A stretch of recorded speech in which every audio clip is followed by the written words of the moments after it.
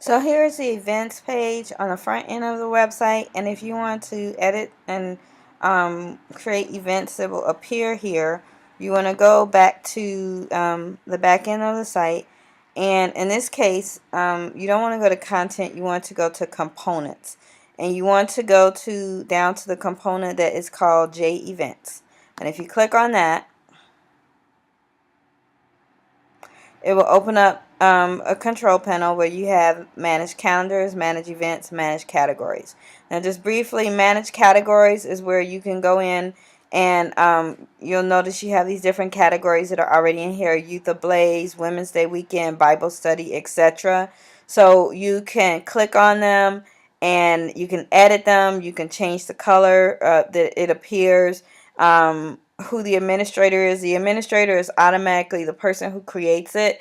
So like if I were to create a new one, I would be in here as administrator. If Tracy was logged in, she would be the administrator. You can change the administrator by just clicking on it and changing it to a different administrator. Okay, and to for categories, you don't actually have to have content in here as far as a description. So I'm going to get back out of there by clicking cancel, and I'm going to go back to the control panel. I can either use this star or I can click here where it says control panel and go back to the main panel of this particular component. And so to manage events, I'm going to click and go on manage events, and these are different events that are in here.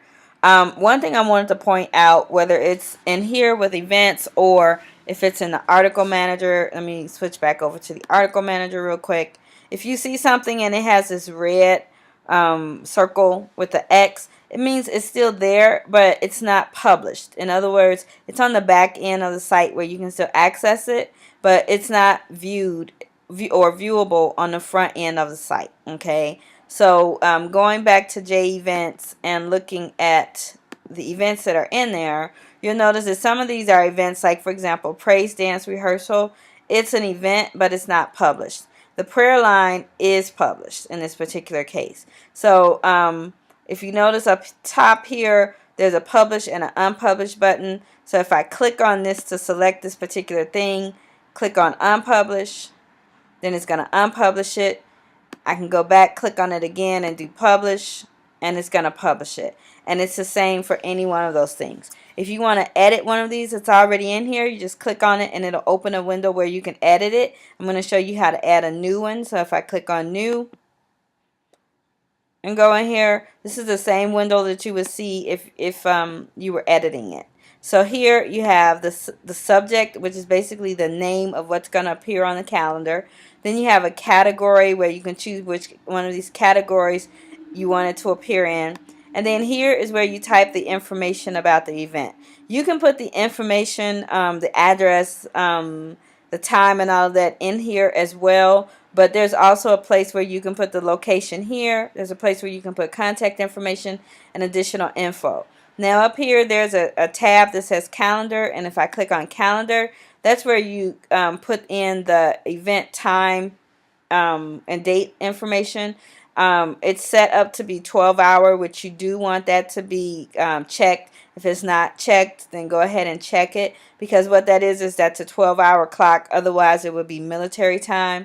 There's also a button where if it's an all-day event or it doesn't have a specific specified start time, then you would click this box. If it was, let's say it was annual anniversary, then you would click that box. Now here where it says start date, you can put in a start date and you put the date in there.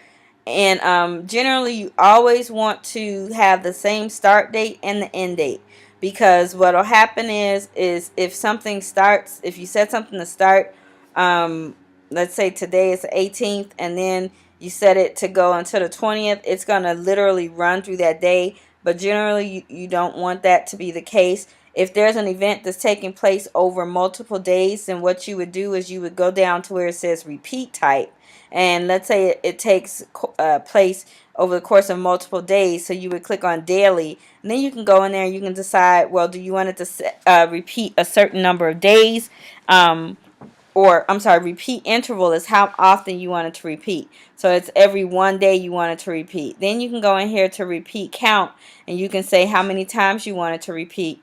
Or you can click on this button and you can choose, okay, you want it to repeat from March 18th to March 26th. Let's say it's a fast. And so it would have that event. You only set it in here once, but it would repeat each day until it gets to the date that you set it to end. Or if it's like something that you know it's 10 days, you would say repeat count.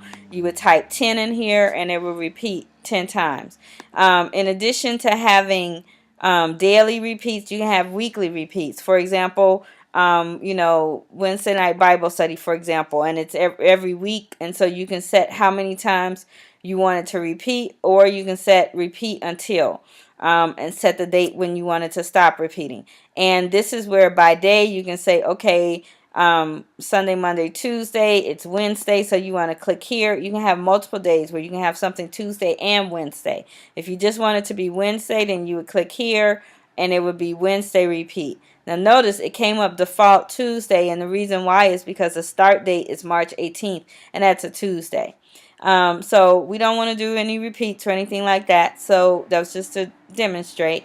I'm going to go ahead and cancel, but if you wanted it to actually appear, you would either do save or apply.